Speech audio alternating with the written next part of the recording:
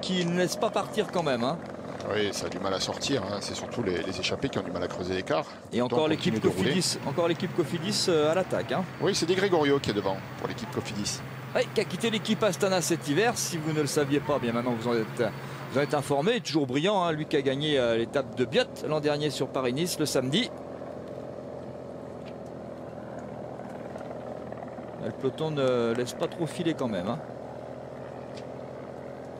Le peloton est lancé, il continue à évoluer au même rythme. Il n'a pas changé d'attitude sur l'accélération de ce quatuor, parti en contre-attaque. Et du coup, bien, on se sent des ailes, on a envie d'attaquer, mais on se rend compte que quand on est posé à 50 mètres devant le peloton, on a du mal à creuser l'écart et ça devient même impossible de tenir tête au peloton. Thomas, qui progressivement va revenir. Thomas de Gent, rejoint par un quatuor, rejoint à son tour par la tête du peloton. Après les Sky, c'est au tour de l'équipe Garmin Cervélo de prendre les choses en main, en tout cas de mener la tête du peloton, l'équipe Garmin Barracuda. Et il insiste, Di Gregorio. Ah, ils connaissent final, mais enfin bon, du côté de l'équipe Garmin, on n'est pas décidé à le laisser partir. Peut-être que le final correspond à Heinrich Osler, le coureur australien de cette équipe Garmin. Certainement d'ailleurs, et attention, ils sont de nouveau là. Les Movistar sont de nouveau là. De quoi commencer à, pourquoi pas, faire des châteaux en Espagne. Movistar a quand même l'avantage, hop là, carambolage. C'est Simon Gerrans qui vient de tromper. Ah, ça c'est embêtant. Le sprint aujourd'hui, alors. Simon Gerrans, le champion d'Australie, deuxième de l'étape hier.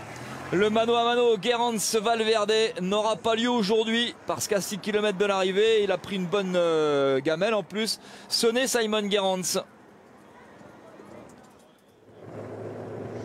Oui, je vous disais, le team Movistar a un double avantage. Hein. Le classement général et la victoire d'étape peut-être avec Valverde encore. Et puis surtout aussi José Joaquim Rojas qui reste un des tout meilleurs sprinteurs du peloton et qui peut passer aujourd'hui. Ouais. Glissade là du coureur qui précédait Simon Gerrans. C'est un de ses coéquipiers, je crois, en plus. Et qui l'a mené par terre aussi. Dommage. Un virage et puis un ralentisseur pardon, dans le virage. Il y en a un qui s'est fait peur, a freiné peut-être un peu brusquement. Il est parti en glissade et il a entraîné le champion d'Australie, le leader de cette équipe Green Edge, Simon Gerrans, dans sa chute. Peloton qui s'étire, peloton emmené par les coéquipiers d'Alejandro Valverde. Là, il y a un petit ralentisseur, il a fait signe.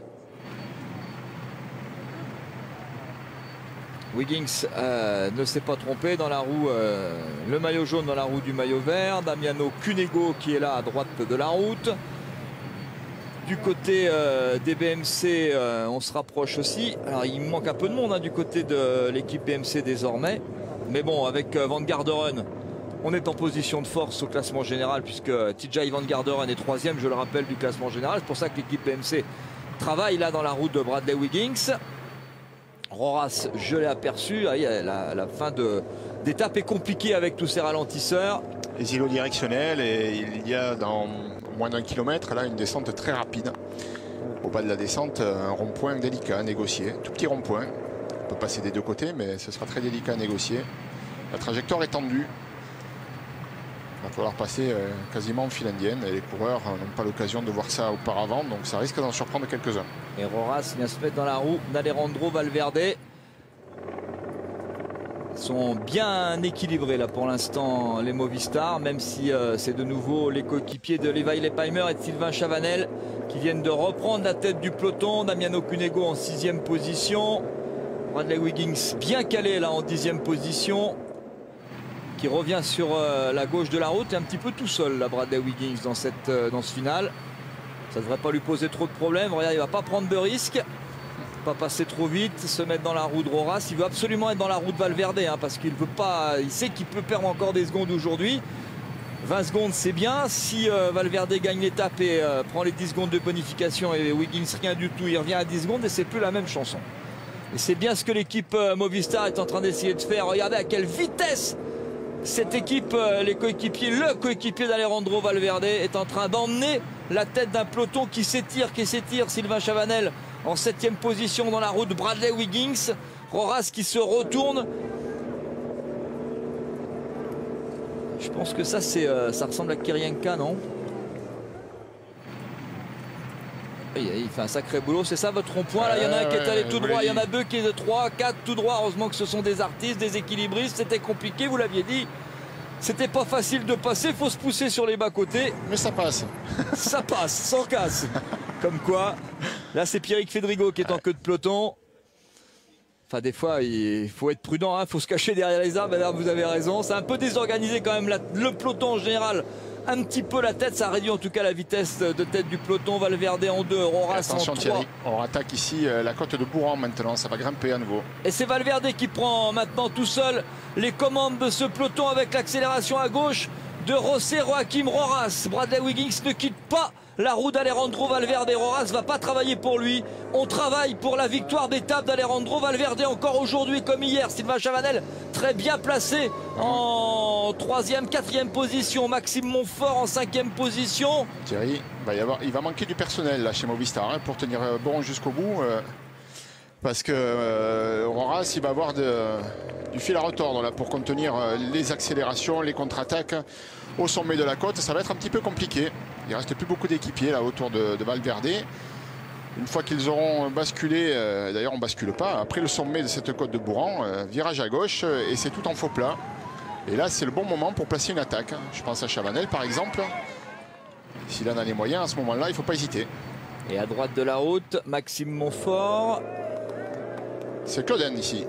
Andreas Clauden qui va. Nous sommes ici dans l'ascension de la côte de Bourran. Deuxième l'an dernier de Paris-Nice. Andreas Clauden peut-être un petit peu moins bien que l'an dernier. Il commence à vieillir, hein, Andreas. Hein, on rappelle qu'il a gagné Paris-Nice en 2000. Hein.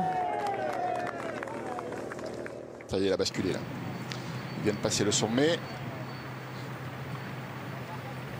Et que le samedi, il y avait la même étape que dimanche hein, sur le Paris-Nice qu'il a remporté Andreas Clauden, qui a très bien viré là.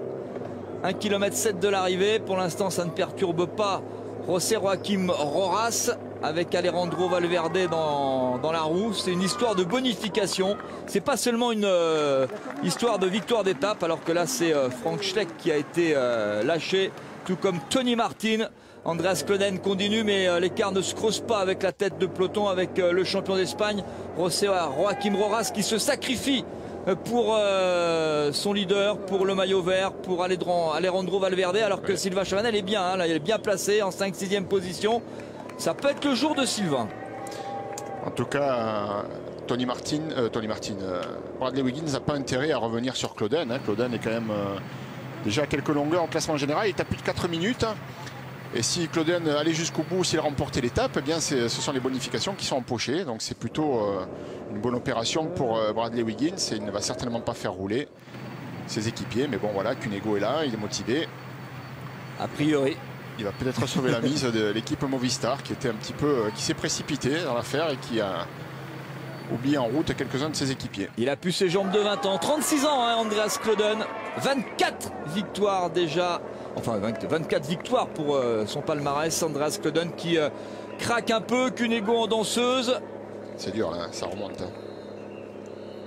Luis Leon Sanchez, tiens, réapparaît aux premières places. Peloton a plus que diminué. Hein. Il reste allez, une quarantaine de coureurs à peine. Bradley Wiggins en 10e position, pas forcément très bien placé. Il faut se méfier quand même. Accélération de Damiano Cunego.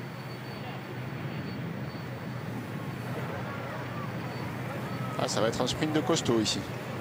Valverde est bien placé.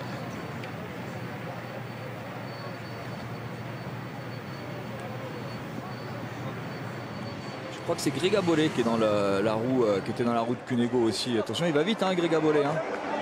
Oui, il va vite, il a remporté le Grand Prix de Plouay l'année passée. Il est parti de loin là, hein. Optimiste Bolé. Valverde à gauche qui fait l'effort au milieu. Il va falloir aller le chercher. Grigabolé est parti de loin, mais il est fort. Gianni Mersman. C'est Mersman qui va gagner. C'est Gianni Mersman qui va gagner, je crois que c'est sa 2e victoire de l'année. Lui qui était passé par l'équipe de la FDJ.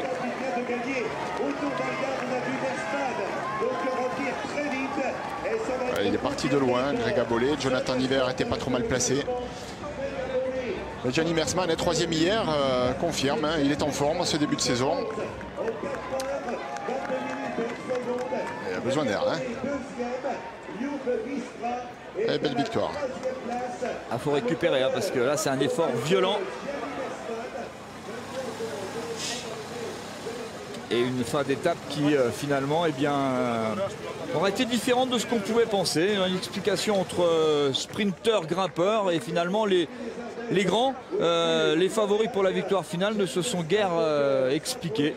Pas plus que ça a essayé, ça s'est mis en position, mais au niveau de la stratégie, ça ne change pas grand chose. Hein. Cette arrivée à Rodez ne va pas